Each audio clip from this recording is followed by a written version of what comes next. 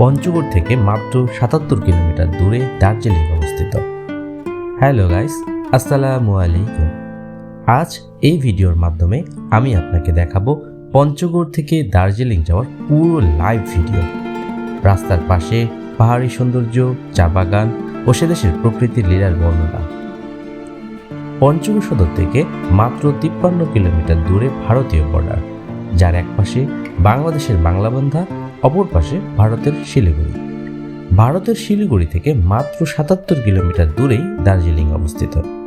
এই দার্জিলিং থেকে হিমালয় খুব ভালোভাবে দেখা যায়, বিশেষ করে কাঞ্চনজঙ্ঘা পর্বতশৃঙ্গকে। এজন্য দার্জিলিংকে হিমালয়ের রানী বলা হয়। দার্জিলিং হল ভারতের পশ্চিমবঙ্গ রাজ্যের একটি শহর ও পৌরসভা। এই শহরটি হিমালয়ের শিবালিকা পর্বত শ্রেণীতে সমুদ্রপৃষ্ঠ থেকে ৬৭০০ ফুট উচ্চতায় অবস্থিত। শহরটি চা শিল্প, বিশ্বের তৃতীয় উচ্চতম পর্বতশৃঙ্গ, কাঞ্চনজঙ্ঘার দৃশ্য ও ইউনেস্কো বিশ্ব ঐতিহ্য দার্জিলিং হিমালয়ান রেলের জন্য খ্যাত একটি জনপ্রিয় পর্যটন কেন্দ্র। ইমিগ্রেশনের কাজ সম্পন্ন করে আমরা এখন রওনা দিলাম দার্জিলিংয়ের পথে।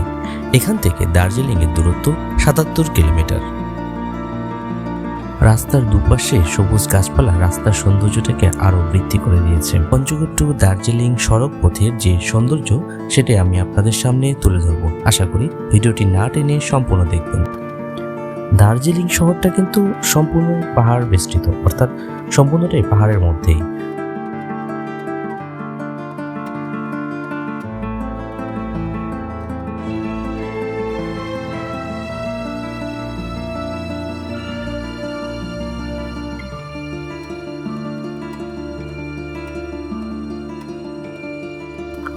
এটা হলো ইন্ডিয়ান আর্মিদের রেসিডেন্সিয়াল এরিয়া, অনেক সুন্দর করে সাজানো গোজানো। ওই যে সামনে যে পাহাড়গুলো দেখা যাচ্ছে, এটা হলো দার্জিলিংয়ের পাহাড়। এই পাহাড়গুলো বেয়ে বেয়ে একেবারে টপে যে দার্জিলিং অবস্থিত, অর্থাৎ এই পাহাড়গুলোর চূড়ায় হলো দার্জিলিং। আমরা যাচ্ছি সেই দার্জিলিংয়ের প্রাণকেন্দ্রে, অর্থাৎ দার্জিলিং মল রোড পর্যন্ত আমরা যাব। পাহাড় দেখতে দেখতে আসুন জেনে নিই দার্জিলিংয়ের ইতিহাস। দার্জিলিংয়ের ইতিহাস বেশ চমকপ্রদ। এর সাথে সিকিম, নেপাল, ভুটান ও ব্রিটিশ ভারতের ইতিহাস অঙ্গাঙ্গিকভাবে জড়িত। নিজেরা মারামারি করলে তৃতীয় পক্ষ কিভাবে সুবিধা নেয়, সেটার চমৎকার উদাহরণ হচ্ছে এই দার্জিলিং। এখানে যদি সিকিমকে প্রথম পক্ষ এবং নেপালকে দ্বিতীয় পক্ষ হিসেবে বিবেচনা করেন, তাহলে তৃতীয় পক্ষ হচ্ছে ব্রিটিশরা। দার্জিলিং নামকরণের উৎপত্তি দর্জিলিং থেকে। দর্জিলিং ছিল দার্জিলিংয়ের স্থানীয় এক জাতির উপাসনালয়, যা কিনা সিকিমের রাজা, যাদেরকে চোগিয়াল বলা হতো, ১৭৬৫ খ্রিস্টাব্দে নির্মাণ করেছিলেন। দর্জি মানে হচ্ছে বজ্র কিংবা বিদ্যুৎ চমক, এবং লিং মানে হচ্ছে স্থান। তাহলে দার্জিলিংয়ের অর্থ দাঁড়ায় এটি এমন এক স্থান যেখানে বজ্রসহ বিদ্যুৎ চমকায়। সমুদ্র পৃষ্ঠ হতে ৭,০০০ ফুট উপরে বর্ষাকালে বেশি বেশি বিদ্যুৎ চমকাবে, সেটাই স্বাভাবিক। দুঃখের ব্যাপার হচ্ছে উপাসনালয়টি ১৮১৫ সালে নেপালের গোর্খা বাহিনীর দ্বারা ধ্বংসপ্রাপ্ত হয়। দার্জিলিং একসময় সিকিমের অংশ ছিল। সিকিমের সাথে নেপালের সবসময় দ্বন্দ্ব লেগেই থাকত। সিকিমের দার্জিলিং অংশ দিয়ে নেপাল এবং ভুটানের সীমান্ত আলাদা করা ছিল। ফলে দার্জিলিং তথা সিকিম একটা বাফার রাষ্ট্র হিসেবে বেশ শান্তিতেই ছিল। কিন্তু সেই শান্তি সহ্য হলো না নেপালি গোর্খাদের। ১৯বিংশ শতাব্দীর প্রথমার্ধ পর্যন্ত সিকিম রাজ্য দ্বারা দার্জিলিং সংলগ্ন পাহাড়ি অঞ্চল এবং নেপাল রাজ্য দ্বারা শিলিগুড়ি সংলগ্ন তরাই সমতল অঞ্চল শাসিত হতো। ১৭৮০ খ্রিস্টাব্দ থেকে নেপালের গুর্খারা সমগ্র পাহাড়ি অঞ্চল অধিকারের চেষ্টা শুরু করলে সিকিমের রাজা তাদের সঙ্গে যুদ্ধে জড়িয়ে পড়েন। গোর্খারা যোদ্ধা জাত, তাদের সাথে যুদ্ধ করে সুবিধা করা এত সহজ নয়। ক্রমাগত পরাজয়ের ফলশ্রুতিতে সিকিম সেনাবাহিনী একটি পর্যায়ে তিস্তা নদীর তীর পর্যন্ত পিছিয়ে আসতে বাধ্য হয়। অবস্থা বেগতিক দেখে সিকিমের রাজা ব্রিটিশদের সহায়তা কামনা করেন। ভারত তখন ইস্ট ইন্ডিয়া কোম্পানি তথা ব্রিটিশ রাজের দখলে। ব্রিটিশরা দেখল নেপালিদের এই অগ্রযাত্রা রুখতে না পারলে তো বিপদ, তাই সমগ্র উত্তর সীমান্তে নেপালিদের বিজয় যাত্রা রুখতে ব্রিটিশরা তাদের বিরুদ্ধে যুদ্ধে অবতীর্ণ হয়। 1814 খ্রিস্টাব্দে সংগঠিত ইঙ্গো গুর্খা যুদ্ধের ফলে গুর্খারা পরাজিত হয়ে পরের বছর সগলিক চুক্তি স্বাক্ষর করে। এই চুক্তির ফলে নেপাল তার ভূমির 1/3 মালিকানা হারায় এবং সিকিম রাজ্য থেকে অধিকৃত মেচি নদী থেকে তিস্তা নদী পর্যন্ত সমস্ত অঞ্চল ব্রিটিশ ইস্ট ইন্ডিয়া কোম্পানিকে সমর্পণ করতে বাধ্য হয়। 1817 সালের তিতালিয়া চুক্তি স্বাক্ষরের মাধ্যমে ব্রিটিশ ইস্ট ইন্ডিয়া কোম্পানি এই অঞ্চল সিকিমের রাজাকে ফেরতদানের মাধ্যমে সিকিমের সার্বভৌমত্ব নিশ্চিত করে। 1829 সালের ঘটনা, নেপাল এবং সিকিমের মাঝে আবারও গণ্ডগোল শুরু হয় অন্তদ্বারা সীমান্ত নিয়ে। এই গণ্ডগোল মেটানোর জন্য তৎকালীন ব্রিটিশ বড়লাট উইলিয়াম বেন্টিং তার 2 জন অফিসার ক্যাপ্টেন জর্জ অ্যালাইমার লেয়ট এবং জে.ডব্লিউ. গ্র্যান্টকে পাঠালেন অন্তদ্বারাতে।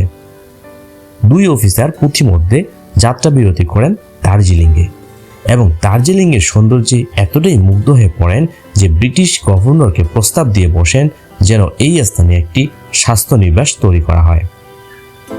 ব্রিটিশ হর্তাকর্তারা নিজেদের দেশের ঠান্ডা পরিবেশ থেকে উত্তপ্ত ভারতে এসে হাসপাস করছিলেন। এমন সময় দার্জিলিং তাদের শুষ্ক জীবনে দুফোঁটা শান্তির পরশ নিয়ে হাজির হয়েছিল। ছুটি ছাটায় বউ বাচ্চা নিয়ে এখানে বেড়াতে আসবেন এমন দিবাস্বপ্নে বিভোর হতে তাদের মোটেই সময় লাগেনি। বেন্টিক সাহেব সানন্দে তাদের প্রস্তাব মঞ্জুর করলেন এবং সিকিমের রাজার কাছে দার্জিলিং লিজ নেওয়ার আগ্রহ প্রকাশ করলেন। সে সময় দার্জিলিংয়ে খুব বেশি বসতি ছিল না। সিকিমের রাজার ছিল দয়ার শরীর, তার উপর নেপালের সাথে যুদ্ধে ব্রিটিশদের সহায়তার কথাও তিনি ভুলেননি। 1835 সালে 1 ফেব্রুয়ারি তিনি দার্জিলিংকে ব্রিটিশের কাছে বিনামূল্যে অনির্দিষ্টকালের জন্য লিজ দিয়ে দিলেন।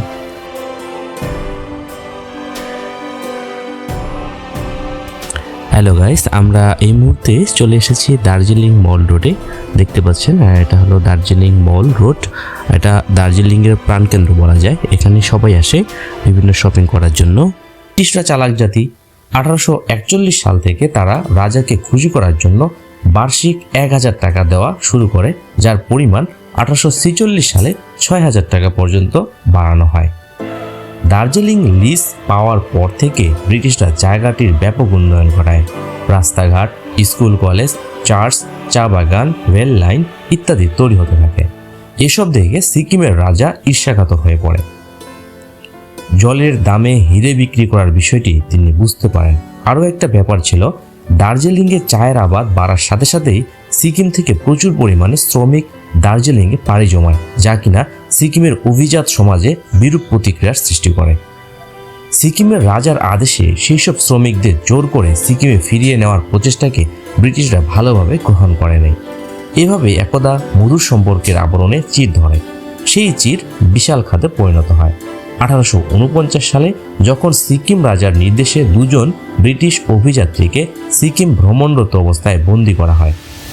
ব্রিটিশরা ঠিক এমন একটা মোক্ষম সুযোগের অপেক্ষাতেই ছিল। ইস্ট ইন্ডিয়া কোম্পানি তাদেরকে মুক্ত করার জন্য সেনাবাহিনী পাঠায় এবং 1850 খ্রিস্টাব্দের মধ্যে কোম্পানি 640 বর্গ মাইল অর্থাৎ 1700 বর্গ কিলোমিটার এলাকা অধিকার করে নেয়। ব্যাস, দার্জিলিং চিরতরে সিকিমের হাতছাড়া হয়ে গেল। ব্রিটিশরা এখানেই থেমে থাকেনি। 1864 সালে তারা কালিম্পং দখল করে নেয়। কালিম্পংয়ের অবস্থানগত গুরুত্ব অপরিসীম। এটি দখল করার মাধ্যমে পাহাড়ের গিরিপথগুলোর উপর নজর রাখা সুবিধা হয়। দার্জিলিং হারিয়ে সিকিমের রাজার মাথা পাগল হওয়ার দশা।